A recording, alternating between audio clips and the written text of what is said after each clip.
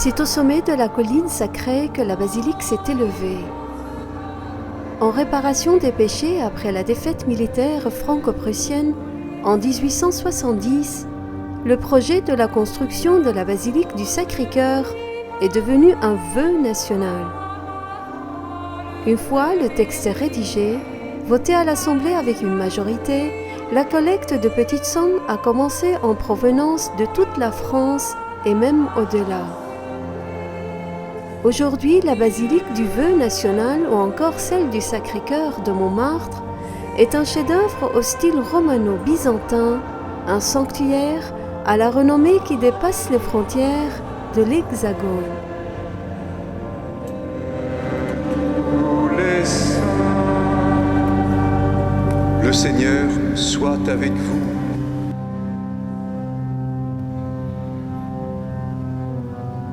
Dès 1885, la basilique du Sacré-Cœur devient un lieu de prière perpétuelle. L'adoration du Saint-Sacrement est assurée jour et nuit. 4 messes sont célébrées quotidiennement.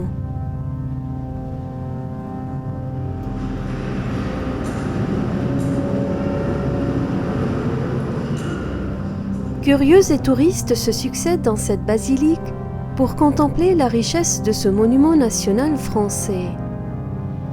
Chrétiens et pèlerins viennent prier à la source de l'amour présent dans la Sainte Eucharistie. La dévotion au Sacré-Cœur est un acte d'amour. Le Seigneur nous a donné son cœur sans réserve pour qu'il soit notre refuge. En échange, il demande notre cœur pour en faire sa demeure.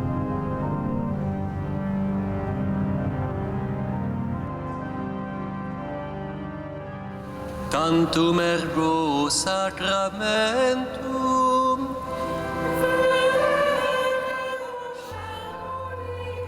La basilique du Sacré-Cœur reflète l'attachement des croyants français à leur Église. Des groupes laïcs et professionnels ont voulu participer à la beauté de ce lieu sacré. Les chapelles ont été offertes par des corporations, à l'instar de l'Ordre des médecins qui a fait un don de la chapelle Saint-Luc. La chapelle de Notre-Dame de la Mer est l'offrande de la Marine. Et bien d'autres comme la chapelle Saint-Louis, patron des avocats, est offerte par la magistrature et le barreau. À cette richesse cultuelle et culturelle s'ajoutent des tableaux, des vitraux, des statues des saints qui ont marqué l'histoire de la chrétienté. L'Église compte un nombre précieux de saints français. Quelques-uns des temps actuels sont venus se recueillir dans cette basilique. Lors de son voyage à Rome, sainte Thérèse de Lisieux, âgée de 15 ans, accompagnée de son père et de sa sœur, a marqué une étape particulière dans cette basilique du Sacré-Cœur. Le lieu était encore en construction. Le bienheureux Charles de Foucauld a passé une nuit d'adoration.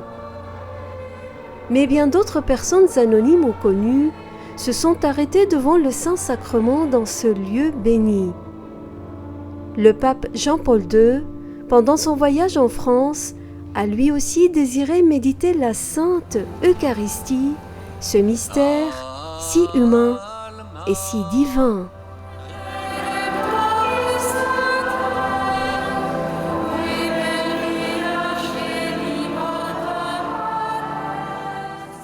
Ici, nous sommes sur cette colline de Montmartre, où a été construite après une abbaye qui a été pendant des siècles jusqu'à la Révolution française, aujourd'hui cette grande basilique du Sacré-Cœur.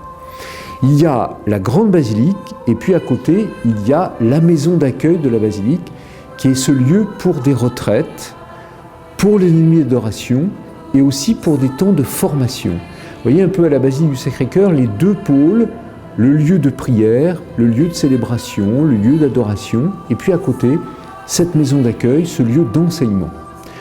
Dans le monde juif, on se souvient que souvent, à côté de la synagogue, il y avait l'école. Vous voyez, là, on trouve un peu la même chose. À côté de la basilique, il y a le lieu d'enseignement. C'est très important que les deux se complètent. Je nourris ma foi dans la réflexion, et ma réflexion, je l'approfondis dans la prière. Vous voyez un peu ces deux lieux importants, la prière, la communion intérieure, la célébration de l'Eucharistie, l'adoration, et puis en même temps le temps de la réflexion, de l'approfondissement. Et évidemment, au cœur de cet enseignement, il y a la parole de Dieu.